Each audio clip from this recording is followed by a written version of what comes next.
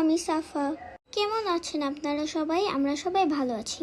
এই দিনটা ছিল আমার জন্মদিনের পরের দিন। ঘুম থেকে উঠে দেখি বাবা বাজার থেকে অনেকগুলি বাজার নিয়ে এসেছে। এখানে বিভিন্ন ধরনের শীতের সবজি ছিল। এইসব সবজিগুলো আমার অনেক ফেভারিট।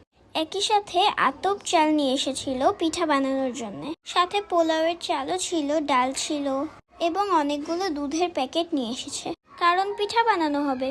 এই দুধগুলো জাল করে আমাদের জন্য আম্মু গুড়ের ক্ষীর বানাচ্ছিল। এটা এত টেস্টি হয়েছিল, আমি সারাদিনে কয়েকবার খেয়েছি। দেখুন, দেখেই কত ডিলিশিয়াস লাগছে। এখানে আপি ছোচার মতন আম্মুর কাছে একটু চাচ্ছিল।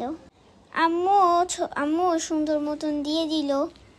সারাদিনে আসলে অনেক অ্যাক্টিভিটিস করা হয়েছে, কিন্তু আসলে ভিডিও নেওয়া হয়নি। তারপর হঠাৎ প্ল্যান হলো সন্ধ্যায় বাহিরে যাব। বাবা আমাদের বাহিরে স্ন্যাক্স খাওয়াতে নিয়ে গেল।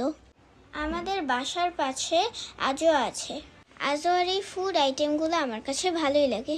তো আমরা হাঁটতে হাঁটতে সেখানেই চলে গেলাম এবং সিলেক্ট করছিলাম কি খাওয়া যায়। কেউ ঝাল খাবে, কেউ মিষ্টি খাবে, কেউ গরম খাবে, কেউ ঠান্ডা খাবে। আমরা তো পুরাই কনফিউজড, আসলে কোনটা কে খাবে।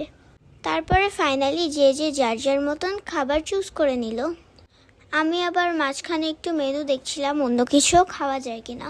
আমি আজকে কিটক্যাট শেক খেতে চেয়েছিলাম, কিন্তু দুর্ভাগ্যবশত খাওয়া হয়নি, কারণ আম্মু বলেছে শীতের মধ্যে ঠান্ডা খাবার খাওয়া যাবে না। কি আর করার, গরম তো চলেই আসছে, কিছুদিন পরে একবারেই খাবো। আর যদি বাসায় বানিয়ে খাই তাহলে আপনাদের সাথে রেসিপি শেয়ার করব। আজকের মতন এতটুকুই, সবাই ভালো থাকবেন।